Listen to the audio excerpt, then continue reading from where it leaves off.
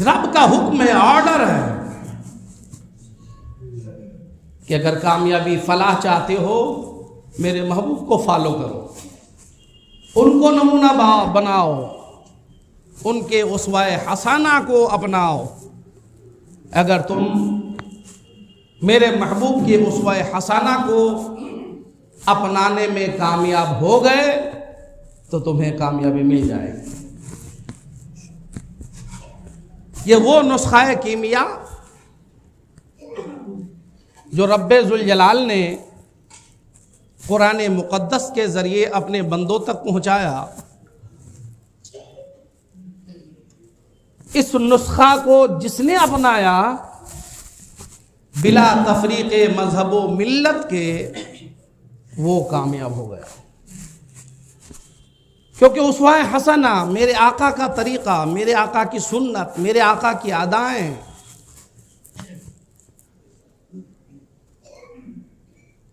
اس قدر مناسب اور معتدل ہیں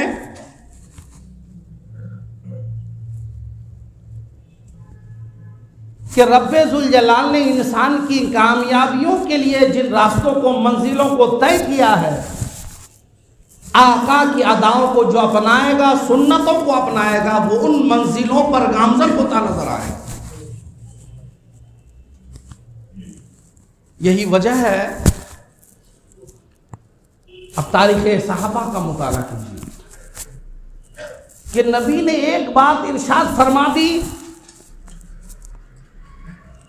مصیبتوں کا طوفان آ جائے، کیا مجال جو صحابہ نبی کی بات کے خلاف کرتے، کیونکہ صحابہ کو یقین کی جتنی قوتیں ہو سکتی ہیں ان ساری قوتوں کے ساتھ یقین تھا کہ مصطفیٰ نے اپنے لبھائے مبارک سے جو ارشاد فرما دیے ہیں وہی حق ہے اور وہی ہو کر رہے گا، چاہے زمانہ کچھ بھی ہو جائے۔ اس کی ایک مثال میں پیش کرتا ہوں تاکہ آپ بھی سمجھیں کہ زبان مصطفیٰ کی کیا اہمیت ہے اور مصطفیٰ کی سنتوں کی کیا برکتیں ہیں۔ سرور کائنات صلی اللہ علیہ وسلم کا آخری دور ہے، آخری ایام چل رہے ہیں۔ میرے آقا بیمار ہیں، بستر میں ہیں، اس کے بعد بھی مصطفیٰ جان رحمت کو فکر اسلام کی تبلیغ و اشاعت کی ہے۔ چنانچہ اس آخری ایام میں بھی ایک دور دراز علاقے سے اسلام مخالف لہروں کے چلنے کی آواز میرے مصطفیٰ تک آئی تو میرے آقا نے ایک لشکر کو مرتب فرمایا۔ اس لشکر کا سپہ سالار حضرت اسامہ بن زید رضی اللہ تعالی عنہما کو مقرر فرمایا، اور میرے آقا نے وہ لشکر روانہ بھی فرما دیا۔ اسامہ بن زید جو میرے آقا کے منہ بولے بیٹے کے بیٹے یعنی آقا کے پوتے ہیں۔ ابھی لشکر روانہ ہی ہوا تھا کہ خبر آ گئی میرے آقا ظاہری وصال فرما گئے۔ لشکر واپس آ گیا، خبر پہنچی۔ نبی کریم صلی اللہ علیہ وسلم کی تجہیز و تکفین کے بعد جب حضرت صدیق اکبر رضی اللہ تعالی عنہ کی خلافت قائم ہو گئی سارے صحابہ کی اجماع سے، تو یہ یار غار کی عظمتیں آپ لوگ سن چکے ہیں کہ نبی سے ان کو کتنی محبت ہے، اور سرکار کے وصال کے بعد ہی کچھ لوگوں کو لگا کہ جس ذات کی وجہ سے یہ صحابہ اپنی جان مال کسی چیز کی پرواہ نہیں کرتے تھے وہ تو چلے گئے، اب شاید ان کا جذبہ سرد پڑ جائے گا۔ لوگوں نے سر ابھارنا شروع کر دیا۔ حضرت صدیق اکبر رضی اللہ تعالی عنہ نے زمام خلافت تھامنے کے بعد پہلا فیصلہ کیا کہ حضرت اسامہ بن زید کو بلا کر فرمایا کہ نبی نے تمہیں جہاں کے لیے روانہ کیا تھا تم لشکروں کو لے کر روانہ ہو جاؤ۔ خبر حضرت عمر بن خطاب کو پہنچی، دیگر صحابہ کو پہنچی، عثمان غنی موجود ہیں، مولا علی موجود ہیں، دیگر بڑے بڑے صحابہ موجود ہیں۔ جب صدیق اکبر کا یہ فیصلہ سنا تو حضرت عمر دیگر لوگ حضرت صدیق کے پاس آئے، عرض کیا حضرت ابھی اس لشکر کو بھیجنا مناسب نہیں ہے، کیونکہ سرکار کی وصال کے بعد حالات یوں ہی بگڑ گئے ہیں اور سارے دشمن یکجا ہو گئے ہیں، اس مختصر لشکر کو اگر بھیجیں گے تو کہیں ایسا نہ ہو شکست کا سامنا ہو جائے، دیگر معاملات پیش ہو جائے، پھر مدینے میں چڑھائی کر دے۔ یہ مشورہ دیگر صحابہ نے جنگی اعتبار سے پیش کیا، مگر قربان جاؤ صدیق اکبر کی صداقت پہ۔ اس موقع پہ حضرت صدیق اکبر نے حضرت عمر سے ارشاد فرمایا کہ عمر کیا اسلام لانے کے بعد تم بزدل ہو گئے ہو؟ عمر سے فرماتے ہیں کیا اسلام لانے کے بعد تم بزدل ہو گئے ہو؟ ارے زمانہ ادھر سے ادھر ہو سکتا ہے، قیامت آ سکتی ہے، لیکن مصطفیٰ جان رحمت نے جس لشکر کو مرتب فرمایا، ترتیب دے دیا، روانہ کیا، صدیق کی کیا مجال کہ اس لشکر کو روک دے، چاہے صدیق کی جان کیوں نہ چلی جائے، مگر جس لشکر کو نبی نے روانہ کیا صدیق اس لشکر کو روانہ کر کے رہے گا۔ یہ زبان مصطفیٰ پر صدیق اکبر کا اعتماد دیکھیے، بھروسہ دیکھیے۔ دیگر صحابہ بھی غلط نہیں تھے، وہ جنگی اعتبار سے صحیح مشورہ دے رہے تھے، لیکن یہاں تو صاحب عشق کا عالم ہی الگ ہے کہ نبی نے فرما دیا ہے۔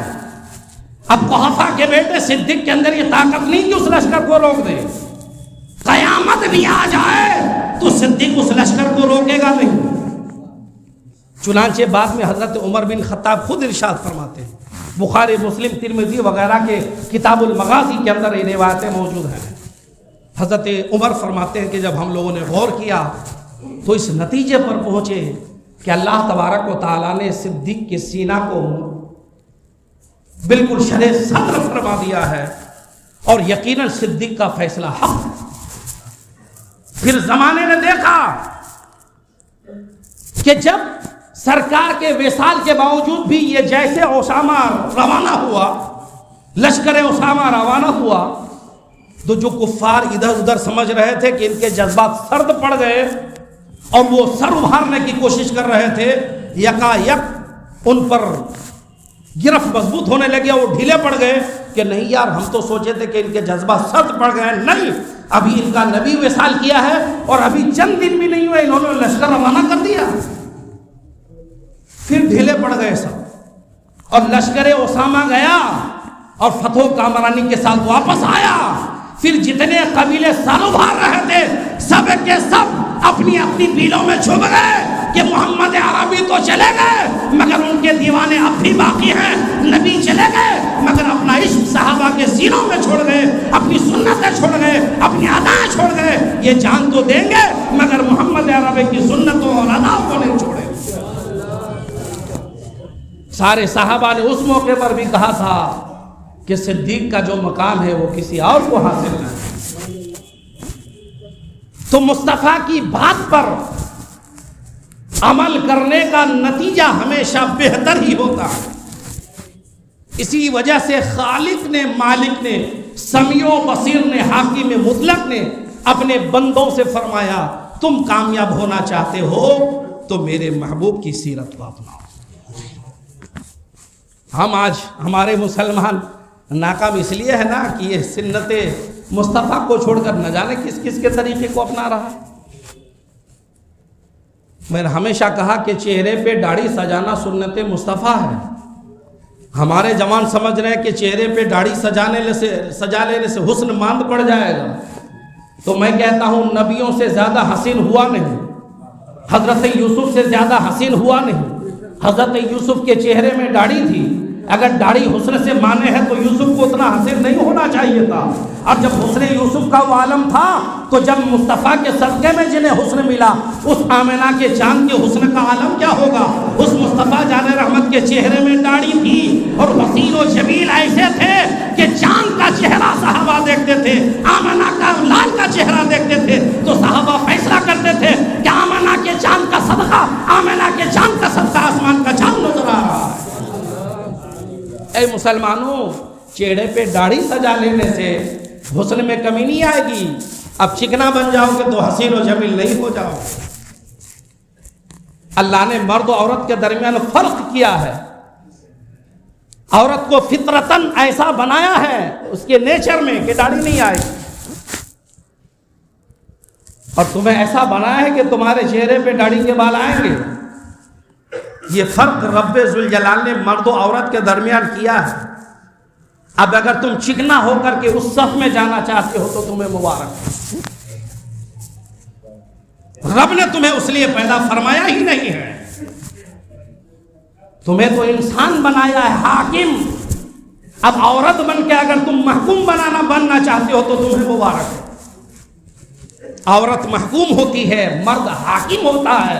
رب ذوالجلال نے تمہیں حاکم بنایا ہے. کوئی حاکم نہیں رہ کے محکوم بننا چاہے تو بن جاؤ. یہ جتنے داڑھی چھلے ہیں غلامی کر رہے ہیں اپنی بیویوں کی، کرتے رہو غلامی. تمہیں مبارک ہو تمہارے بیوی کی غلامی. ہم تو رسول عربی کی غلامی کریں گے، محمد عربی کی غلامی کریں گے. سنت مصطفیٰ چہرے میں سجا لو، حسن بڑھے گا گھٹے گا نہیں. میرے آقا کی بات تو بہت بلند و بالا ہے. ان کی شان کو چمک تو اس سے پاتے ہیں سب پانے والے. میرا دل بھی چمکا دے چمکانے والے. نبی کی امت کے اولیاء کا حال سنو، غوث اعظم کا حسن سنو، غریب نواز کا حسن سنو، اعلیٰ حضرت عظیم البرکت کے بڑے صاحبزادے حضور حجت الاسلام کا حسن سنو. ایسے حسین و جمیل کی نگاہیں چہرے پہ ٹکے نہ خیرہ ہو جائیں. اور یہ سب کے سب داڑھی والے تھے، مرد تھے مرد. سنت مصطفیٰ ہی میں نجات ہے میاں، سنت مصطفیٰ ہی میں عزت ہے، سنت مصطفیٰ ہی میں حسن ہے. کیونکہ اس کا فیصلہ آپ نے نہیں، رب العالمین نے فرمایا. رب کا فیصلہ تمہارے فیصلے سے ہمیشہ بہتر ہوتا ہے. اس لیے اپنے فیصلے پر قائم نہ رہو، خدا کے فیصلے پر قائم ہو جاؤ. رب نے فرمایا میرے محبوب کی سنت کی اتباع کرو گے تو کامیابی ملے گی. آج 7 تاریخ ہے، 812واں عرس غریب نواز منا رہے ہیں. 812 سال ہو گئے اس مرد قلندر کے گئے ہوئے. لگ رہا ہے کہ 812 سال ہو گئے، لگ رہا ہے کہ ابھی بھی غریب نواز ہمارے درمیان زندہ ہے. بچہ بھی غریب نواز کہہ رہا ہے، بوڑھا بھی غریب نواز کہہ رہا ہے، پردہ نشین خواتین بھی غریب نواز کا نام لیوا ہے. پتہ کیا چلا کہ جو سنت مصطفیٰ میں اپنے آپ کو ڈھال لیتا ہے وہ انتقال کے بعد بھی لوگوں کے سینوں میں زندہ رہتا ہے. حضرت خواجہ غریب نواز نے جو اپنے وقت کے بہت بڑے فقیہ، محدث اور مفتی بھی تھے. گزشتہ جمعہ بھی آپ حضرات نے سماعت کیا، ذرا اس پہلو کو سماعت کریں. حضرت خواجہ غریب نواز سنت مصطفیٰ کے اس قدر پابند تھے، بھلا کیوں نہ ہو، کیونکہ نبی نے تو انہیں اسپیشل ٹریننگ دے کر مدینہ سے ہندوستان روانہ فرمایا. ولیوں کی جماعت لے کر غریب نواز آئے. جس آبادی سے گزرے اللہ کی عبادت، مصطفیٰ کی سنتوں کا ایسا اجالا پھیلایا کہ اندھیرا تھا تو وہ علاقہ روشن و منور ہو گیا. اور پھر جب ہند میں آئے، اجمیر پہنچے، پھر کیا عالم ہوا یہ تو سب دیکھ رہے ہیں. غریب نواز سنتوں کے اس قدر پابند تھے. اور سنت کا نمبر تیسرا ہے، پہلے فرض، اس کے بعد واجب، اس کے بعد سنت. اور جب غریب نواز سنتوں کے اتنے پابند ہیں تو فرائض و واجبات کے کتنے پابند رہے ہوں گے؟ کتنے پابند رہے ہوں گے؟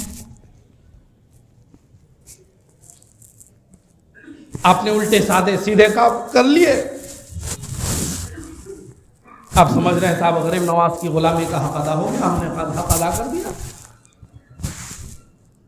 آپ کو بتاتے ہیں ہم کہ غریب نواز نے اپنے ملفوظات جو زبان مبارک سے مسائل ارشاد فرمائے. آپ کے مرید صادق اور پہلا خلیفہ حضرت سیدنا قطب الدین بختیار کاکی رحمۃ اللہ علیہ مہرولی شریف میں جن کا مزار مبارک موجود ہے دلی کا، انہوں نے کتابی شکل میں اس کو جمع کیا جس کا نام ہے دلیل العارفین. اس کتاب کا نام ہے دلیل العارفین. سنیے سنت مصطفیٰ کے کس قدر پابند تھے وہ حضرات. حضرت خواجہ غریب نواز رضی اللہ تعالیٰ عنہ وضو کے مسائل پر گفتگو فرما رہے ہیں کہ وضو کے اندر 4 چیزیں فرض ہیں. چہرہ دھلنا، دونوں ہاتھوں کو کوہنیوں سمیت دھلنا، سر کا مسح کرنا، دونوں پاؤں کو ٹخنوں سمیت دھلنا، یہ وضو کے اندر 4 چیزیں فرض ہیں. جنہیں نہیں معلوم تھا وہ بھی معلوم کر لیں، بناتے ہوں گے مگر تعداد یاد نہیں. وضو میں 4 چیزیں فرض ہیں. پورا چہرہ اس طرح دھلنا کہ ہر حصے تک پانی پہنچ جائے، کوہنیوں سمیت دونوں ہاتھوں کو دھلنا کہ کوئی جگہ باقی نہ رہے، پھر سر کا مسح کرنا، تر ہاتھوں سے، ہاتھوں کو تر کر کے بھگا کر کے، اور پھر دونوں پاؤں کو ٹخنوں تک، دونوں ابری ہوئی ہڈی اس میں شامل ہے، اس طرح سے دھلنا کہ کوئی جگہ بال برابر بھی باقی نہ رہے. یہ فرض ہے. اگر بال برابر بھی کوئی جگہ باقی رہ گئی تو وضو نہیں ہوگا.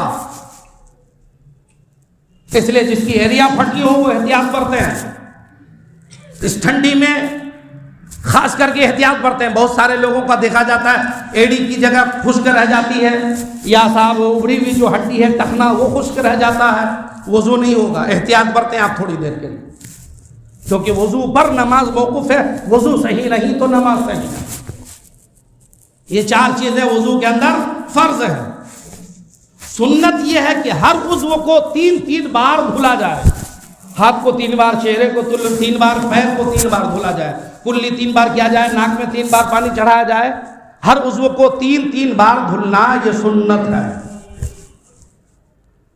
حضرت غریب نواز اتنے بڑے عالم، مفتی، محدث، فقیہ، آج تک تو یہ سب بات آپ لوگوں نے کسی سے سنا نہیں. آپ لوگوں نے سنا وہ ولی ہے. تو ولی کا مطلب کیا ہوتا ہے؟ ولی عالم نہیں ہوتا ہے، ولی مفتی، محدث، فقیہ نہیں ہوتا ہے. ارے جو عالم ہوتا ہے وہی ولی ہوتا ہے. جو بغیر عالم بنے ولی ہوتا ہے وہ ولی نہیں ہوتا ہے، وہ شیطان کا چیلا ہوتا ہے. جن کو آپ نے ولی سمجھا ہے وہ ولی نہیں ہے، وہ ابلیس کا ماننے والا ہے. ولی تو وہ ہے جس کے سینے میں علم ہو. ولی تو وہ ہے جو حیدر کرار کا سچا غلام ہو. ولی تو وہ ہے جن کے اخلاق و کردار سے، ہر ادا سے سنت مصطفیٰ کی خوشبو آئے، وہ ولی ہوگا.